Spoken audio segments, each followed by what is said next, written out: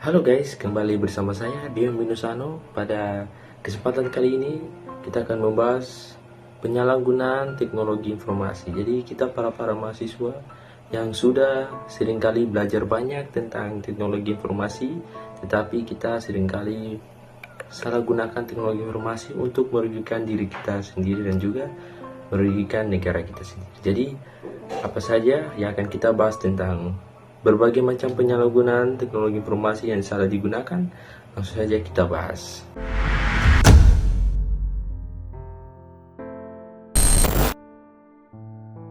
Pada tahun 2022, Kementerian Komunikasi dan Informatika Kominfo menghadapi tantangan besar dengan terjadinya pembunuhan data yang melibatkan beberapa platform penting. Salah satu insiden yang paling mencolok adalah kebocoran data pada aplikasi perlindungan yang diduga terkait dengan peretasan oleh kelompok hacker Biokar. Insiden ini mengakibatkan kebocoran informasi pribadi yang sensitif, menimbulkan kekhawatiran di kalangan masyarakat mengenai keamanan data pribadi mereka. Kementerian Kominfo menerima laporan resmi mengenai insiden ini dan segera melakukan koordinasi dengan pihak terkait, termasuk Kementerian Kesehatan dan PT Telkom, untuk melakukan penyelidikan lebih lanjut serta uji forensik digital. Pada tahun 2023, Bank Syariah Indonesia (BSI) mengalami insiden kebocoran data yang sangat serius, di mana kelompok hacker Lockbit berhasil mencuri sekitar 1,5 terabyte data sensitif. Data yang bocor mencakup informasi pribadi 15 juta nasabah, seperti nama, nomor ponsel, alamat, dan riwayat transaksi. Peretasan ini tidak hanya merusak reputasi BSI sebagai lembaga keuangan yang dipercaya, tetapi juga menimbulkan risiko besar bagi nasabah terkait pencurian identitas dan penyalahgunaan data. Setelah serangan ini, BSI berupaya melakukan pemulihan sistem dan meningkatkan langkah-langkah keamanan cybernya untuk mencegah kejadian serupa di masa depan. Insiden ini menjadi pengingat pentingnya perlindungan data dan keamanan cyber dalam dunia perbankan digital.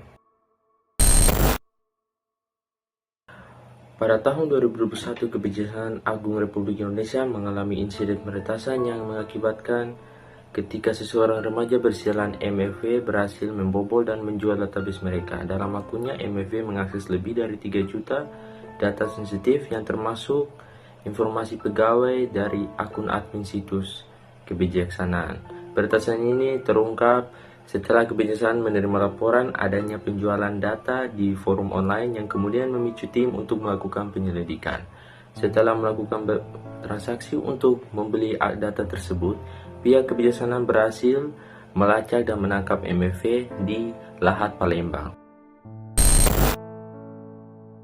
Pada tahun 2020, Indonesia dikejutkan oleh insiden kebocoran data besar-besaran yang melibatkan Tokopedia sekitar 91 juta akun pengguna, termasuk 7 juta akun merchant berhasil diretas dan dijual dark web oleh seorang hacker bernama Y-Sodak.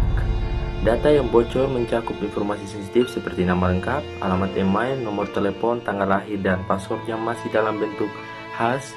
Meskipun Tokopedia mengklaim bahwa informasi krusial seperti password tetap terlindungi, insiden ini menimbulkan kekhawatiran besar di kalangan pengguna mengenai keamanan data pribadi mereka. Setelah kebocoran ini terungkap, Tokopedia segera melakukan langkah-langkah untuk memperkuat sistem keamanannya dan mendorong pengguna untuk menggunakan password secara berkala. Kasus ini menyoroti pentingnya perlindungan data dalam dunia e-commerce dan menjadi pengingat bagi semua penyelenggara sistem elektronik. Pada tahun 2020, situs resmi Dewan Perwakilan Rakyat Republik Indonesia DPR.go.id mengalami serangan DDoS yang signifikan. Serangan ini menyebabkan situs tidak dapat diakses selama beberapa waktu, sehingga menimbulkan kekhawatiran di kalangan masyarakat mengenai keamanan informasi pemerintahan. Badan Cyber dan Sandi Negara mengkonfirmasi bahwa serangan ini dilakukan oleh kelompok hacker yang mengklaim bertanggung jawab sebagai bentuk protes terhadap rancangan undang-undang haluan ideologi Pancasila. Dalam serangan tersebut, lalu lintas internet palsu banjirkan ke server DPR, membuatnya tidak mampu menenangi permintaan yang berlebihan. Setelah koordinasi cepat dengan pihak yang terkait termasuk Telkom, Pusat Data dan Informasi DPR, situs berhasil dipulihkan dan kembali online. Insiden ini menunjukkan betapa pentingnya infrastruktur digital pemerintah dan pentingnya langkah-langkah keamanan yang lebih ketat untuk melindungi.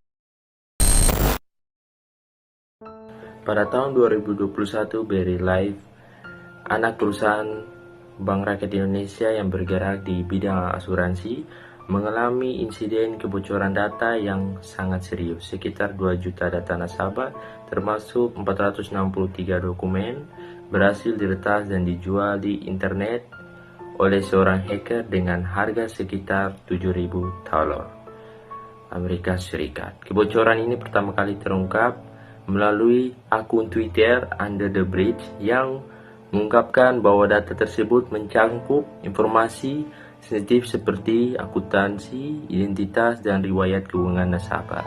Menanggapi insiden ini, BRI Life serta melakukan investasi internet dan berkoordinasi dengan Kementerian Komunikasi dan Informatika serta Baskrim Polri untuk menyelidikkannya lebih lanjut.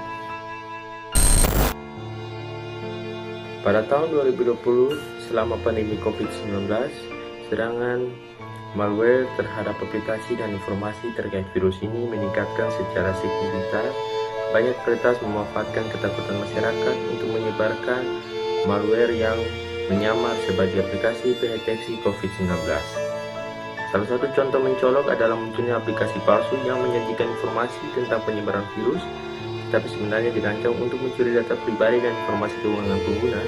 Badan Cyber dan Sandi Negara mencatat bahwa selama periode ini terdapat lebih dari 88 juta serangan cyber di Indonesia, dengan banyak diantaranya berupa malware dan phishing yang menargetkan pengguna yang mencari informasi terkait COVID-19. Serangan ini menunjukkan betapa pentingnya kewaspadaan dalam menggunakan aplikasi dan mengakses informasi online. Pada tanggal 9 Desember 2021, akun YouTube resmi Badan Nasional Penanggulangan Bencana (BNPB) Indonesia mengalami peretasan yang mengejutkan. Akun tersebut diubah namanya menjadi Entrum 2.0 dan digunakan untuk menyiarkan siaran langsung terkait aset kripto yang jelas tidak relevan dengan fungsi asli akun BNPB yang biasanya menayangkan informasi tentang penanganan bencana dan perkembangan COVID-19. Peretasan ini mengundang perhatian serius dari Direktur Tindak Pidana Cyberberse Polri yang segera melakukan penyelidikan untuk melacak pelaku. Menurut ahli keamanan, peretasan ini kemungkinan terjadi karena kurangnya perlindungan pada akun, seperti tidak adanya autentifikasi 2 faktor dan penggunaan kata sandi yang sama di berbagai platform. Pada tahun 2021, BRI Life, anak perusahaan Bank Rakyat Indonesia yang bergerak di bidang asuransi, mengalami insiden kebocoran data yang mengejutkan sebanyak 2 juta data nasabah dan 460.000 dokumen sensitif. Menanggapi insiden ini, BRI Life segera melakukan langkah responsif, termasuk mengundang konsultan forensik digital untuk memperkuat keamanan sistem mereka. Kementerian Kominfo juga turun tangan dengan melakukan investasi dan pendampingan untuk memastikan perlindungan data nasabah ke depan. Dari sistem elektronik, BRI Life Syariah menjadi pintu masuk bagi peretas data dari nasabah. BRI Group lainnya dinyatakan aman karena sistemnya terpisah. Anyways, cukup sekian video kita sampai di sini. Sampai ketemu di video selanjutnya. Bye bye.